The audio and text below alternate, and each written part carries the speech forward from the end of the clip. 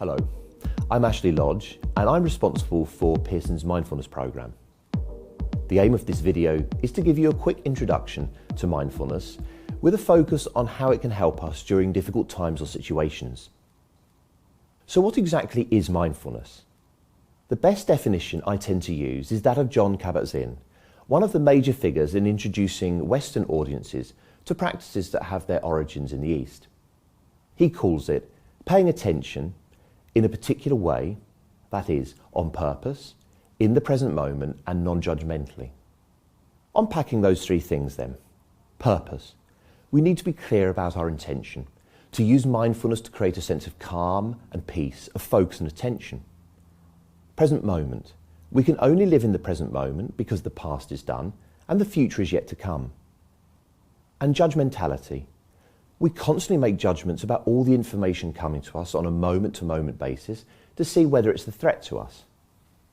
The trouble with doing this is that it can often lead us to creating false stories about the information. Being non-judgmental helps stop this. So mindfulness is essentially about awareness.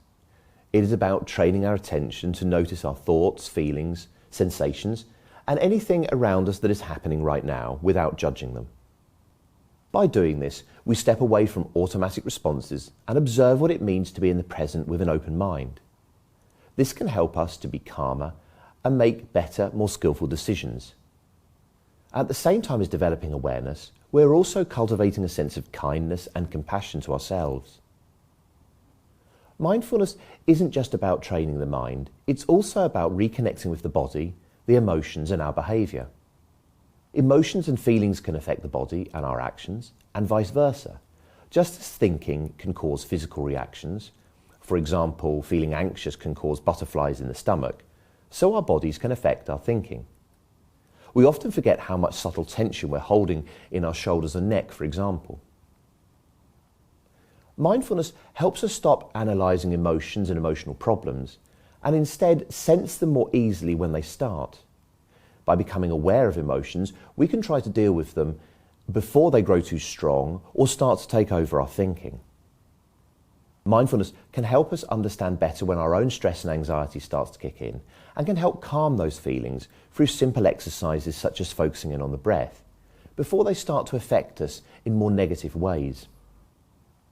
What we've been learning in recent years from neuroscience is how mindfulness can help rewire our brains to work in better, calmer, more positive ways. For example, people who are worriers tend to have more neural activity in the area around the amygdala, which sits in the middle of the brain in the part which houses the limbic system.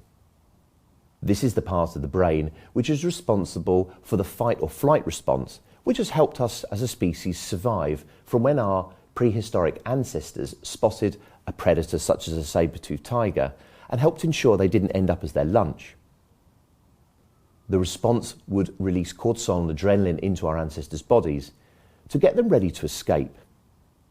Luckily for us, encountering a predator is rare nowadays, but we can still encounter the same fight or flight response when we experience stress or anxiety. An example of this is how we react to a perceived threat or issue such as coronavirus. The same fear response kicks in as part of our survival mechanism, and cortisol and adrenaline are released into the system, causing the heart rate to go up, making us feel jittery and a bit sweaty. This can leave us feeling uneasy and panicky. Yet these are the very times when it is important for us to create, as best we can, a sense of calm, which can help us respond in wiser, more rational, less panicky ways. The good news is that we have a part of the brain, the prefrontal cortex, associated with calmer, wiser behaviours. This is also connected with focus, emotional regulation and cognitive flexibility. We can now use fMRI to scan people's brains to see how, after a mindfulness course, the neural activity around the bit of the brain associated with stress is reduced and activity within the part of the brain associated with calm increases. We believe what is effectively happening is a rewiring of the brain, increasing the neural connections and density of the grey matter in the part of the brain that is associated with calm. We call this phenomenon neuroplasticity. Mindfulness can help us stay calm, as it creates a pause whereby we can listen to the body, feel as the stress response starts, and then offers us ways to return to a sense of calm through connecting back to the sensations of the breath and body. Very often, it is easy to want to spring straight into action when we perceive a threat or issue. This is called doing mode. It helps us to get things done in response to difficult news or situations, but doesn't always consider the wisest, calmest way of tackling it. Mindfulness helps by giving us a moment to pause and enter being mode. This allows time for us to ground ourselves and be fully focused in on the present moment.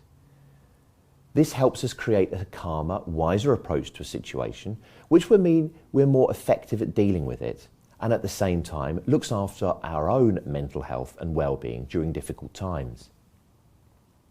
When we take time to slow down and live in a more moment-to-moment way, we are able to appreciate the important people and things in our lives, even when there are difficult things going on in the world.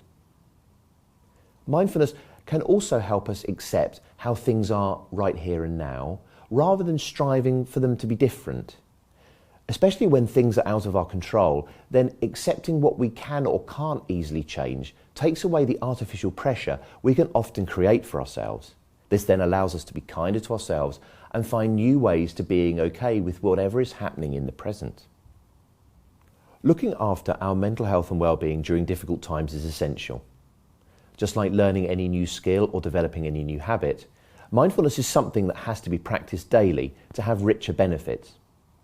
Doing daily practices of 10 minutes or so can really help us move our awareness to be fully in the present moment in a non-judgmental way, helping us avoid overthinking, which can lead to worry, anxiety and stress.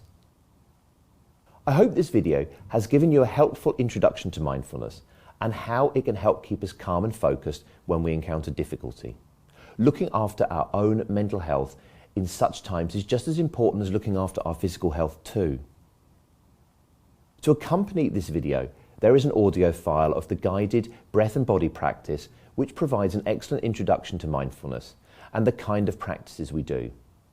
Anyone can use this, but please remember, if you're currently undertaking any counselling or therapy for more serious issues that you may be dealing with, please always check with your clinician or counsellor first.